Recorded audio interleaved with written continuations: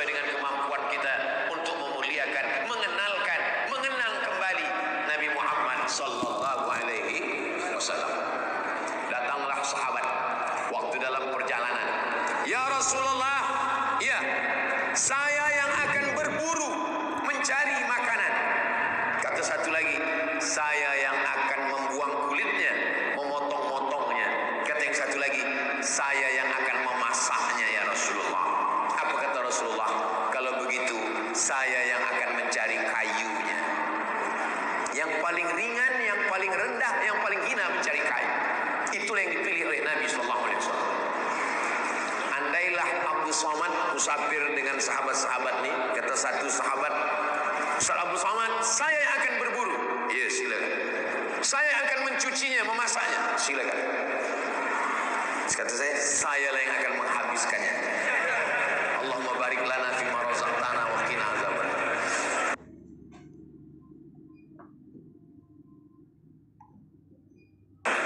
Nabi sallallahu alaihi wasallam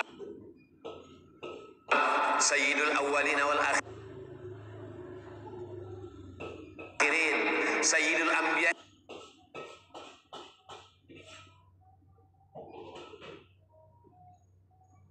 wal mursalin, Sayyidus thaqalain. Begitu dia merendahkan dirinya di hadapan manusia. Makanya Allah memuji Nabi Muhammad itu, engkaulah Nabi yang paling banyak solatmu, tak ada. Engkaulah Nabi yang paling banyak puasamu, tak ada. Engkaulah Nabi yang paling banyak perangmu, tak ada. Apa bunyi ayatnya? Wa innaka la'ala khuluqin azim. Engkau yang akhlakmu luar biasa. Jadi puncak daripada ibadah adalah adab. Al-adab fauqal ilmi. Orang yang banyak puasa sunatnya, banyak zikirnya, tapi kalau dia masih sombong, maka dalam Islam la yadkhulul jannah, tak masuk surga. Man kana fi qalbihi, siapa yang dalam hatinya mithqala habatin min khardalin min kibrin, ada sombong. Ustaz Abdul Somad cerita sombong. Kami semua duduk di lantai, Ustaz yang duduk di atas kerusi. Saya datang disiapkan, jadi saya duduk aja. Saya duduk di atas kerusi ini bukan saya sombong, sebab kamera sudah dipasang. Bila saya duduk bawah, takkan kamera itu bersujud pula. Mudah-mudahan Ustaz Abdul Somad diselamatkan dari penyakit kibr. Dari kata kabara, besar. Allah itu maha besar. Allahu Akbar.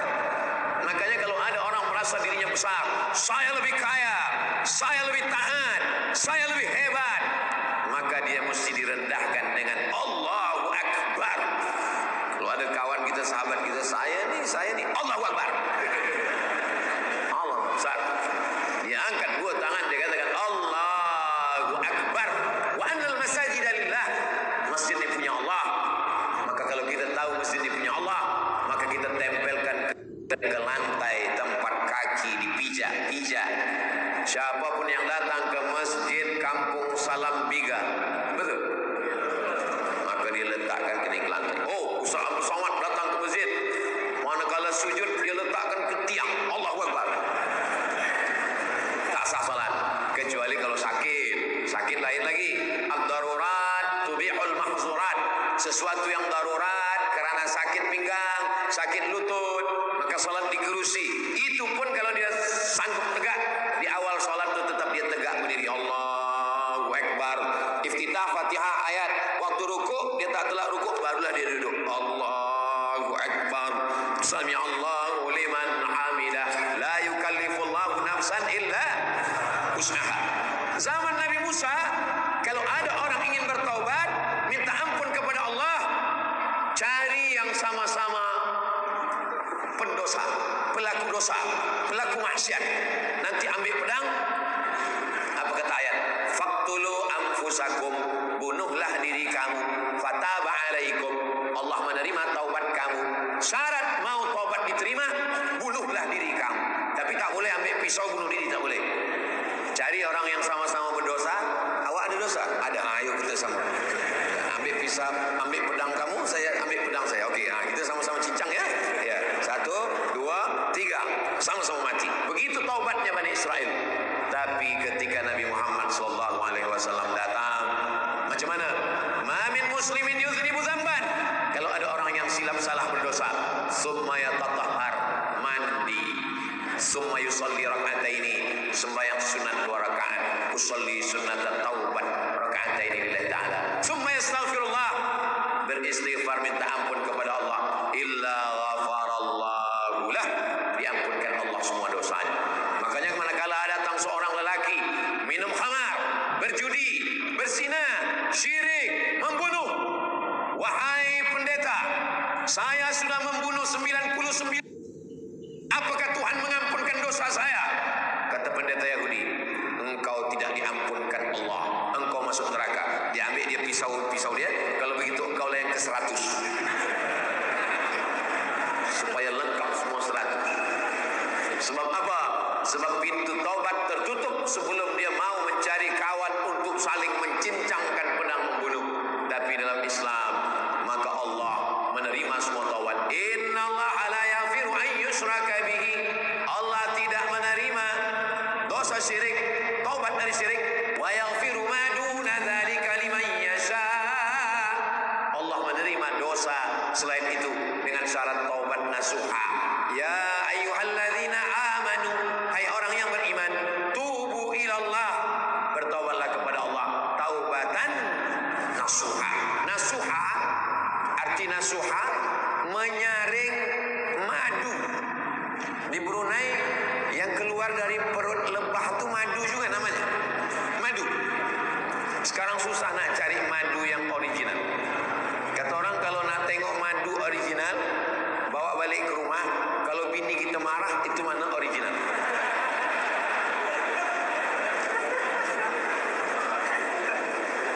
Sampai mana tadi, lupa pula. Nasuha itu artinya menyaring madu. Saya pergi masuk ke hutan, 2 orang naik ke atas, panjang pokok kayu tualang 50 meter ke atas. Sampai ke atas diambil parang panjang, dia cincang sarang madu nih. Selepas itu jatuh madu itu ke bawah, ditampung, ditapis dengan kain tipis. Lilinnya tersangkut, ranting kayu tersangkut, anak lebah tersangkut. Yang keluar dari kain yang ditapis adalah madu yang original. Itulah dia taubat nasuha. Kalau kita taubat nasuha, dosa-dosa kita tersangkut, semuanya tersangkut, yang bersih ke bawah, maka disebut dia dengan taubat seperti madu yang tertapis. Begitu jugalah dengan dosa-dosa. Mudah-mudahan dengan Maulidur Rasul ini semua dosa kita diampunkan Allah Subhanahu wa taala. Ja'uka, mereka datang kepadamu, yastaghfirunallah, mereka minta ampun kepada Allah, lawajadullaha tawwabar rahima, mereka akan mendapati Allah mengampunkan dosa-dosanya. Jadi puan-puan, kalau ada suaminya yang belum sembahyang, belum bertaubat, maka di bulan Maulidur Rasul, setiap ada maulid, biasanya ada majlis. Selepas majlis ada minta doa kepada Allah Ta'ala, maka di majlis itu malaikat-malaikat ikut mengaminkan doa. Majtama'a qaumun, sekelompok orang berkumpul, yatluna kitab Allah, membaca ayat-ayat Al-Quran, wa yatadarasunahu fima bainahum, mengkaji isinya. Nazalat alaihimus sakinah, 4 balasan Allah. Nazalat alaihimus sakinah, turun ketenangan. Wasyat bihimur rahmah, mereka diliputi rahmat Allah. Hafat bihimul malaikah, mereka dikelilingi malaikat. Wa dzakarahumullahu fiman indah, mereka dibanggakan Allah Ta'ala kepada para malaikat. Mudah-mudahan kita malam ini dapat yang 4 itu insyaAllah. Nazalat alaihimus sakinah, turun ketenangan dalam hati. Kalau ada yang tertidur, itu berarti hatinya sudah tenang. Wasyat bihimur rahmah, mereka dapat rahmat Allah. Hafat bihimul malaikah, mereka dikelilingi oleh para malaikat. Kalau ada jamaah yang tak percaya malaikat, mana malaikat? Kalau memang Ustaz Somad boleh tunjukkan mana malaikat, saya tak boleh tunjukkan. Tapi nanti insyaAllah sampai masanya datang dia, namanya malaikat maut. Wa dzakarahumullahu fiman indah, mereka dibanggakan Allah Ta'ala kepada para malaikat. Mereka malam tadi berkumpul di Bandar Seri Begawan di Brunei Darussalam. Di mana mereka berkumpul? Di Masjid kampung Salambigar. Apa yang mereka lakukan?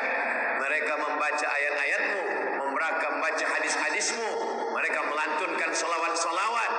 Tadi dari jauh saya dah dengar, Allahumma salli ala Muhammad ya Rabbi salli alaihi wasallim. Allahumma salli ala Muhammad ya Rabbi salli alaihi wasallim.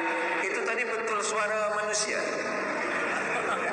Sebab di beberapa tempat kadang saya pergi tazkirah di kota ini, pukul 4 terdengar suara Assalatu wassalamu alaika ya man. Masuk masjid tanya manusia, rupanya suara komputer di belakang. Makanya nanti banyak komputer masuk surga. Tapi di Salambigar memang suara manusia yang berselawat itu. Maka kata Nabi, man shalla alayya salatan, siapa yang berselawat sekali, sallallahu alaihi biha asyra, Allah berselawat kepadanya membalas 10 kali. Hutan anhu asyara sayyiat, dihapuskan dosanya 10 dosa. Wa rufi'an lahu asyara darajat, dinaikkan 10 darajat. Darajat bahasa Arabnya tangga. 1 tangga, 2 tangga, 3 tangga, naik 10. Sekali selawat 10, 2 kali selawat. Di Salambigar, Ustaz Samad lah yang paling tinggi derajatnya. Tidak, ada yang lebih tinggi lagi, itu puan-puan. Mereka paling tinggi, maka bersolawat. Orang tua kita dulu mengajarkan selawat. Budak kecil demam bacakan selawat. Allahumma salli ala sayyidina Muhammad wa ala ali sayyidina Muhammad. Demam batuk kasih air, ambil gula batu, diambil selasih, diambil kembang semangkuk, masukkan ke dalam cawan, diembunkan, pagi baca selawat. Allahumma salli ala sayyidina Muhammad wa ala ali sayyidina Muhammad. Orang sakit perut disuruh minum madu, baca selawat. Kita adalah orang yang dibesarkan di negeri yang bersolawat. Jadi kalau ada orang mengatakan, kenapa kamu bersolawat hanya pada bulan Rabiul Awal saja? Kenapa kamu berselawat hanya pada bulan Maulid saja? Dia tidak mengerti. Tempat kita orang berselawat tidak hanya Maulid saja.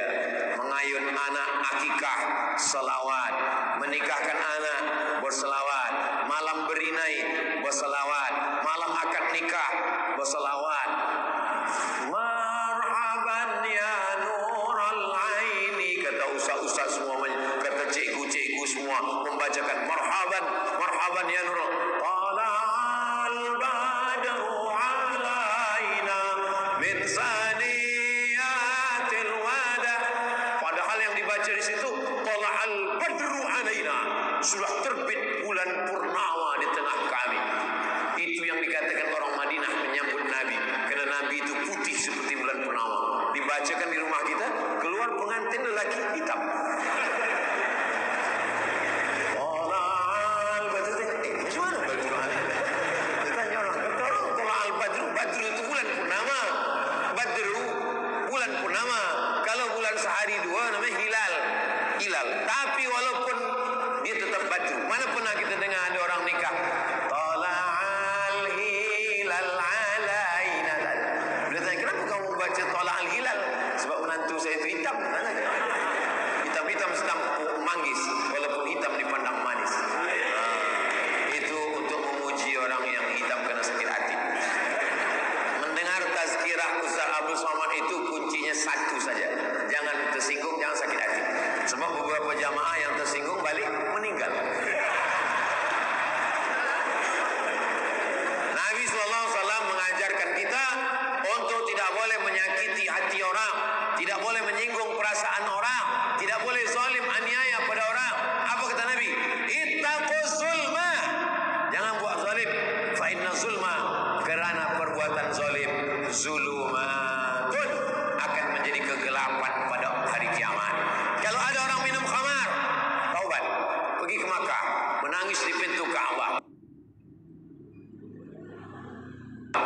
Ya Allah, ampunkan dosaku minum khamar. Kalau ada orang berjudi, taubat. Tapi kalau dosa aniaya, jiran tetangga, kepada sahabat kawan, menangis di pintu Ka'bah. Dosa tak boleh diampuni. Dosa kepada manusia, minta maaf, minta ampun. Tak ada jalan lain. Beristighfar hanya kepada Allah Subhanahu wa taala atas dosa kepada Allah. Adapun dosa kepada manusia, Nabi Muhammad sallallahu alaihi wasallam naik ke atas mimbar. Apa kata Nabi? Man kuntu jalattu lahu zahan. Siapa yang pernah aku cambuk kuda. Rupa-rupanya dia ada di balik kuda itu. Lalu pundaknya belakangnya kena kuda. Kena cambuk. Dia tak menuntut kerana dia segan, aku Nabi, dia takut. Kata Nabi, fal yastaqid minhu, balas. Ini pundak saya, silakan balas. Nabi minta balas. Tak ada satu pun sahabat yang membalas kerana mereka sayang kepada Nabi Muhammad sallallahu alaihi wasallam. Nabi saja yang dijamin masuk surga, dia tetap minta balas. Apalagi kita? Mudah-mudahan kita termasuk orang yang tidak pernah menzolimi, menganiaya orang lain. Suami-suami yang menzolimi istri, menganiaya, maka insya Allah selepas bulan Maulid dia menjadi suami yang lemah lembut, baik hati insya Allah. Suami saya itu Ustaz Abdul Somad, nama dia bakhil bin pelit bin kikir bin, tapi selepas bulan Maulidul Rasul, alhamdulillah terbuka pintu hidayah, dia menjadi lebih baik. Bi barakatil maulid, bi barakati Sayyidina Muhammad sallallahu alaihi wasallam. Hamba Allah. Ta'isa abdud dinar, celaka hamba dinar. Dinar artinya duit emas. Ta'isa abdud dirham, celaka hamba dirham. Dirham artinya duit perak. Celaka hamba dinar, celaka hamba perak. Duit dinar, duit perak, celaka yang menghambakan diri kepada harta. Maka kita mesti menjadi hamba Allah. Hamba Allah. Hamba Allah itu bahasa Arabnya Abdullah, Abdurrahman, Abdurrahim, Abdus Samad. Apa pandangan Ustaz jamaah tabligh yang suka mengetuk pintu rumah saya? Saya tak buka. Yang saya tahu Nabi tak ketuk pintu ketika menyebarkan Islam. Zaman sekarang modern, kenapa perlu ketuk pintu? Mereka jalan kaki jauh, untuk apa jalan kaki? Ada di India tempat belajar hadis. Nama tempat itu Darul Ulum. Apa namanya? Darul Ulum. Sampai hari ini kalau nak baca Sahih Bukhari, Sahih Muslim, Sunan Abi Dawud, Sunan Tirmizi, Sunan Nasai, Sunan Ibnu Majah, pergilah ke Darul Ulum. Yang muda-muda nak hatamkan kitab, pergi ke Darul Ulum. Dar rumah, ulum ilmu, Darul Ulum. Di Darul Ulum itu, yang mengasaskan Darul Ulum ini namanya Maulana Qasim. Maulana Qasim. Meninggal Maulana Qasim, orang pun banyaklah belajar di Darul Ulum. Nama tempatnya Dioban. Salah satu yang belajar di Darul Ulum ini namanya Maulana Ilyas. Maulana Ilyas ini gelisah menengok umat Islam di India minoriti. Umat Islam banyak di India, 300.000 orang. Tapi penduduk India lebih 1 miliar orang. Jadi walaupun nampaknya banyak 300.000, tapi dia minoriti. Macam mana umat Islam ini? Maka beliau pergi iktikaf di Masjid Nabawi. Sampai di Masjid Nabawi iktikaf, dia bermimpi berjumpa dengan Nabi Muhammad sallallahu alaihi wasallam. Kata Nabi, wahai Maulana Ilyas, berdakwahlah engkau sebagaimana dakwah aku dulu. Selepas itu, macam mana dakwah dulu? Rupanya dakwah Nabi dulu tidak macam ini. Dakwah macam ini tak boleh zaman Nabi. Kalau dakwah macam ini ramai, datang Abu Jahal, Abu Lahab. Jadi dakwah masa itu adalah namanya dakwah fardiyah. Jumpa orang, apa kabar? Kita mesti ingat Allah. Nabi datang pada Abu Bakar, Nabi datang pada Umar, Nabi datang pada Utsman, Nabi datang pada Ali, Nabi datang. Itulah yang diamalkan.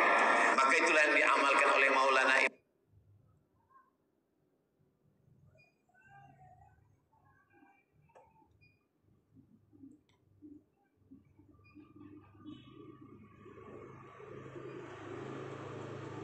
disebut karena dia selalu menyampaikan itu bahasa Arabnya tabligh. Kalau di tempat saya banyak macam-macam orang sebut. Ada orang sebut jamaah panjang janggut, macam-macam. Orang yang mengejek-ejek macam-macam. Saya pernah bagi satu tazkirah. Saya bagi tazkirah jumpa polis. Polis ini bertaubat bukan kerana tazkirah Ustaz Abdul Somad. Saya bertaubat kerana tiap hari datang orang ni ke rumah saya, Ustaz. Assalamualaikum. Ayo kita ke masjid. Jangan ajak-ajak saya ke masjid. Saya tahu jalan ke masjid. Esok dia datang lagi ke masjid. Lama-lama saya taubat, Ustaz. Lama-lama saya ke masjid. Saya jumpa ada orang punya biliar, buat maksiat dosa, minum khamar, main judi. Balik saya dari Kaherah, saya tengok sembahyang di masjid, dia dah jadi imam masjid. Saya tanya, macam mana awak boleh bertaubat? Kata dia, datang orang jamaah ni ke tempat biliar saya. Semua orang yang sedang main biliar dia ajak, marilah kita kepada Allah. Lama-lama orang taubat. Akhirnya saya pun taubat, belajar Islam. Ustaz Abdul Somad tazkirahnya di masjid. Orang dah taubat, orang dah datang ke masjid. Siapa yang bagi tazkirah di tempat diskotik? Siapa yang bagi tazkirah di tempat maksiat? Siapa yang bagi tazkirah? Jadi ada orang-orang, kalau kita belum sanggup, maka paling tidak jangan sampai kita mengejek. Bersorban, sorban sunnah, karena Nabi bersorban. Pakai jubah sunnah, karena Nabi pakai jubah. Berjanggut sunnah, karena Nabi berjanggut. Kenapa Ustaz Somad tak bersorban, tak berjubah, tak berjanggut? Nanti kita sorban berjubah. Ada gambar saya berjubah, ada gambar saya bersorban.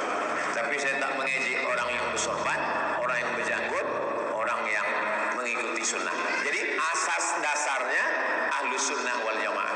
Maulana Ilyas, Maulana Zakaria, Maulana Qasim, akidahnya Maturidiyah, fiqhnya Hanafi, tasawufnya Sunni, tarekatnya Naqsyabandi.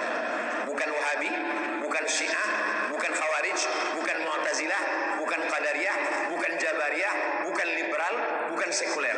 Mereka adalah Ahlus Sunnah wal Jamaah. Kenapa dia tak buat tabligh akbar besar? Sebab di India tak sama macam kita. Jadi dia mesti pintu ke pintu. Assalamualaikum, waalaikumsalam. Kya hal hai? Dike, aja. Jadi tak boleh macam ini. Sebab kalau macam ini sampai hari ini pun saudara kita Muslim di sana masih lagi kesulitan untuk dakwah. Mudah-mudahan Allah berikan kemenangan bagi kaum muslimin dimanapun berada. Saya minta maaf sebelumnya. Perkenalkan, nama saya dari Pondok Al-Falah Kloso. Masalah Gus Kausar. Saya mau tanya, apakah kursi akan dihisab jika orang lain digunakan untuk maksiat seperti judi, padahal niat awal saya baik agar untuk buat duduk orang boleh rehat? Apakah saya akan dihisab karena telah membuat kerusi tersebut? Kalau begitu, macam mana dengan orang yang buat mikrofon? Ia dipakai tazkirah. Kalau esok pakai lagu maksiat, bagaimana dengan orang yang membuat pena? Bagaimana dengan orang yang menjual makanan? Kita jual nasi, datang orang beli nasi. Yang kita jual ni nasi ni halal. Walaupun orang selepas makan nasi kita ni dia buat dosa, dia berzina. Takkan mungkin kita tanya, awak nak beli nasi? Iya. Lepas makan nasi ni nak buat dosa tak? Kan? Yang tak boleh itu begini. Kita tanam anggur. Datang orang beli anggur. Kita dah tahu 90% dia kalau beli anggur ni pasti akan dia ubah jadi khamar. Itu yang tak boleh. Adapun dia makan anggur, kita tahu dia orang baik, dia makan anggur, makan nasi atau sebelum makan nasi, maka baik, tak salah. Begitu juga dengan yang buat kerusi. Orang buat kerusi, ada kerusi dia dibawa ke masjid, ada kerusi buat. Tapi kalau kita membuatkan kerusi khusus untuk tempat kasino, khusus tempat main judi, itu yang tak boleh. Jadi insyaAllah tuan yang buat kerusi, insyaAllah jangan buat kerusi untuk buat judi. Datang orang tanya, saya nak beli kerusi, awak tukang judi? Tidak. InsyaAllah saya buat kerusi. Mohon penjelasan hukum bagi istri yang suka bercakap kasar, menghina ketika marah pada suami, dan bercakap lembut sahaja kalau ada hajatnya untuk minta sesuatu.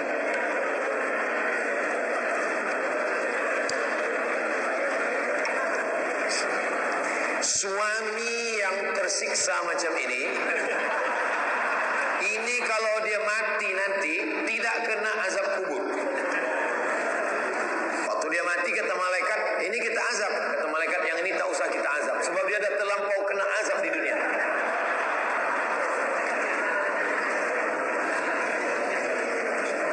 Innama huwa jannatuki wa naruki. Suamimu ini bisa jadi surgamu, bisa jadi neraka. Lau kuntu amiran ahadan ala ayyasjuda ala ahadin. Seandainya boleh manusia sujud kepada manusia, kuperintahkan istri sujud pada suami. Tapi karena tak boleh bersujud kepada suami. Seandainya boleh, kuperintahkan bersujud kepada suami. Suami yang bagaimana? Jangan dipotong video ni. Potong balik ke rumah. Ni kata Ustaz Somad, ni kata Ustaz. Suami yang soleh, suami yang aiqaza ahlahu. Tengah malam dia ambil air, aiqaza ahlahu, dia jagakan istrinya untuk sembahyang tahajud. Suami yang mengajarkan sembahyang. Wahai para suami, cuba ingat-ingat balik bila awak mengajar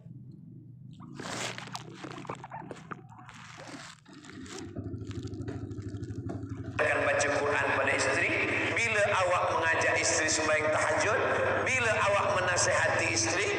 Maka kalau dapat suami macam ini, puan-puan, kalau dapat suami macam ini, peganglah dia, jangan kubur sebelum mati. Sebab awak sudah mendapatkan surga. Nah, maka jangan berkata kasar. Yang selama ini kasar-kasar, lembutkan sikit. Kenapa? Karena nanti kalau dia sudah mati, barulah menyesal. Tak ada gunanya penyesalan selepas dia mati. Banyak saya menengok istri-istri menangis ketika suami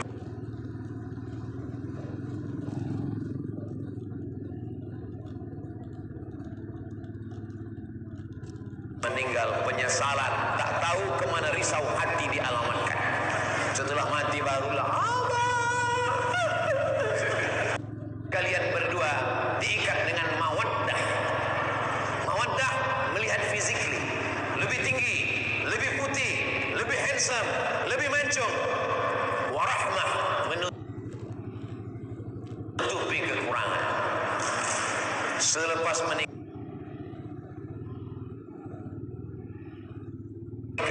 menutupi segala kekurangan. Mudah-mudahan semua dipertemukan jodoh dengan istri yang baik-baik, yang lembut-lembut, insyaAllah.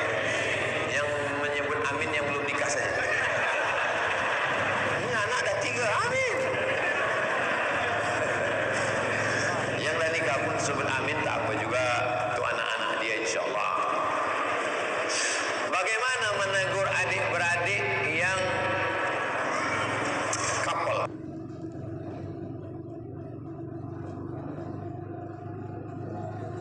Pacaran. Ini malam ni bibarakati Maulidur Rasul, bibarakati solawat Nabi, bibarakati. Jadi putuslah. Sampailah hati sama mendoakan kami putus dari perbuatan maksiat. InsyaAllah diganti Allah dengan yang baik-baik. Kalau lelaki dengan perempuan berhubungan tiada ikatan pernikahan, maka pikirannya walaupun tak berjumpa, pikirannya udah berbuat maksiat. Ustaz Somad kan dulu pernah muda juga, ya. Ustaz dulu belajar di university, ya.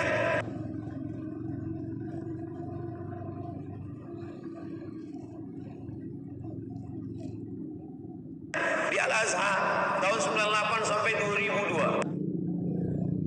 99, 2000, 2001, 2002, 4 tahun di Al-Azhar ke era. 2 tahun di Maghribi, ambil master.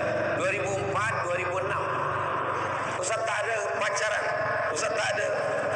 Saya tidak ada pacaran semasa belajar di Kaherah, semasa belajar di Maghribi tadi. Sebab apa? Sebab tak dapat.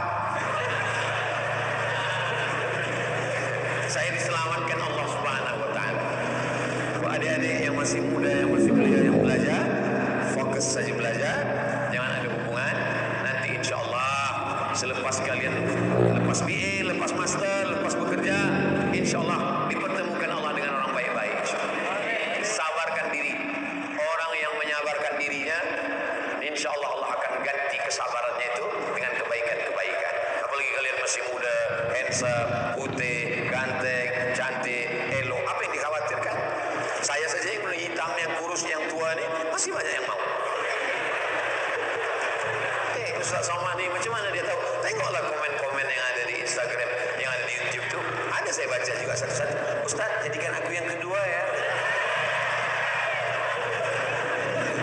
Apa lagi kalian yang muda-muda? Fokus saja belajar. Belajar engineer, perubatan, politik, ekonomi. Selepas tu nanti insya Allah kalian akan berjumpa. Jodoh kalian adalah cerminan kalian. Kalau kita bercermin, menengok diri kita di cermin, macam mana kita, begitulah jodoh kita. Maka insya Allah kalau kalian baik, insya Allah at-tayyibuna lit-tayyibat, dipertemukan Allah juga dengan yang baik-baik insya Allah. Langkah rezeki pertemuan maut, langkah rezeki pertemuan maut, itu kuasa Allah. Tak ada yang susah bagi Allah untuk mempertemukan kalian dengan orang yang baik-baik. Kalau tak percaya, tanyalah pakcik-pakcik, tanyalah datuk-datuk kita. Lain manusia, lain ceritanya, lain padang, lain belalang, lain lubuk, lain ikannya, lain orang, lain ceritanya. Macam mana datuk dulu jumpa dengan datin? Macam mana pakcik dulu boleh jumpa dengan makcik? Macam-macam cerita mereka semua.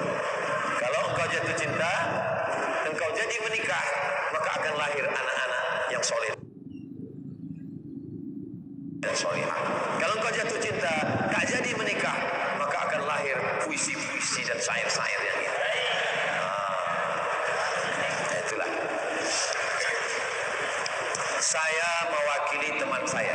Dia ingin pergi ke Makkah, tapi dia tak Islam. Apakah boleh? Sebelum kita masuk Makkah, ada dua jalan.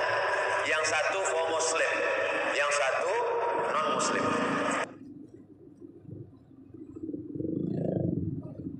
Yang satu ni, kita bila nak masuk dari Jeddah, ada checkpoint namanya Sumaisi. Sampai di situ dia cek tengok paspor. 6 bulan dia di Makkah. Namanya Abdul Ghafur. Sebab dia masuk Islam.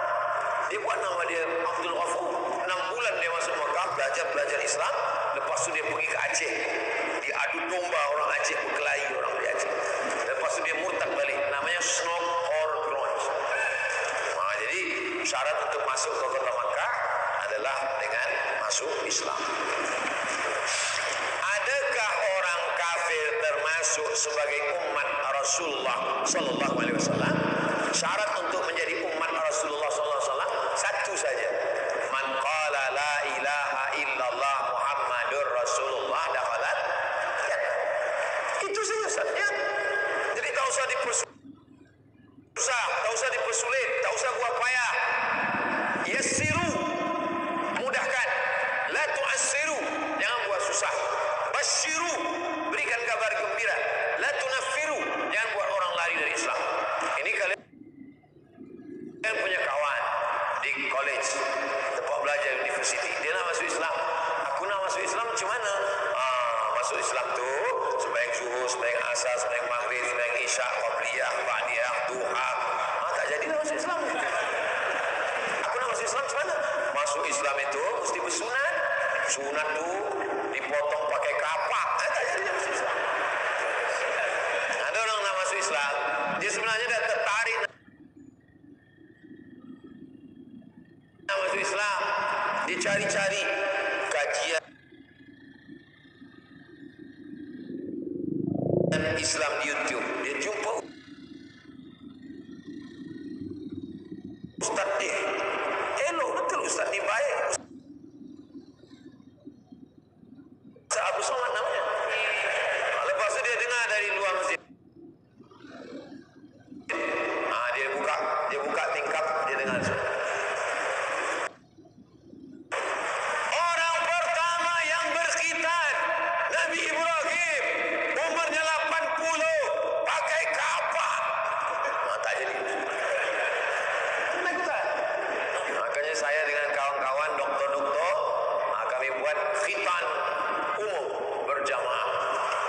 sunatron. Tiap bulan 99 orang free.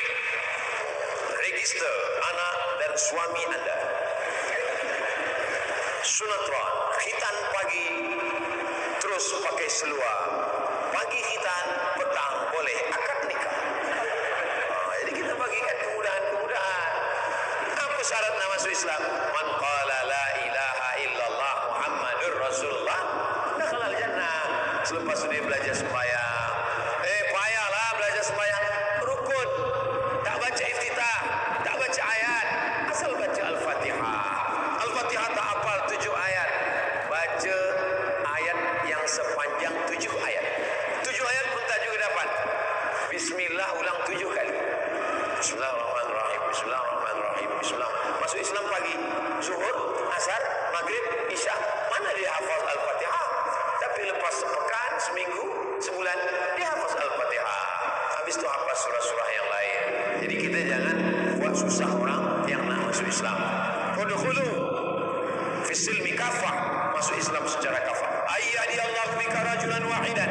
Satu orang dapat hidayah kerana engkau. Khairun min humurin na'am. Lebih baik daripada seekor unta yang merah. Dalam riwayat lain, khairun minad dunya wa ma fiha. Lebih baik daripada dunia dan seisinya. Ustaz Abdul Somad tazkirah. Ramai orang. Tapi dah Islam semua. Tapi ada satu orang pelajar dengan akhlaknya, dengan baiknya, satu orang dapat hidayah kerana dia, maka lebih baik daripada dunia beserta isinya. Mudah-mudahan yang belia-belia ini nanti istrinya mu'alaf sama Allah. Takut ni. Kalaulah saya belia muda macam kalian, handsome, cari yang cantik-cantik supaya masuk dia kepada Islam, bimbing dia kepada Islam. Ustaz sekarang kenapa? Saya dah tua dah. Ini yang berat-berat ni saya kasih ke kamu. InsyaAllah maka kita menjadi da'iyan ilallah, mengajak orang ke jalan Allah dengan 3 cara. Ud'u ila sabili rabbik, ajak orang ke jalan Allah. 1, bil hikmah, dengan kelembutan. Wal mau'izatil hasanah, dengan contoh yang baik-baik. Wajadilhum, diajak berdebat. Wajadilhum, berdebatlah. Billati hiya ahsan, dengan cara yang lembut. Tak boleh caci maki, tak boleh sumpah serapah, tak boleh hamun, tak boleh amuk dan lain sebagainya. Itulah kaji kita malam ini. Tadi kita mula pukul mudah-mudahan kita diakui sebagai umat Nabi Muhammad SAW. Mudah-mudahan kita mendapatkan syafaat anak cucu kita hingga akhir hari kiamat. Tak ada yang murtad, semuanya mati dalam la ilaha illallah Muhammad Rasulullah.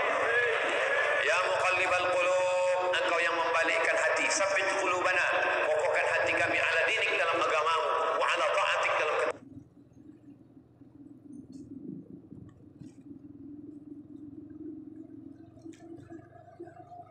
kepada Allahumma a'inna, tolong kami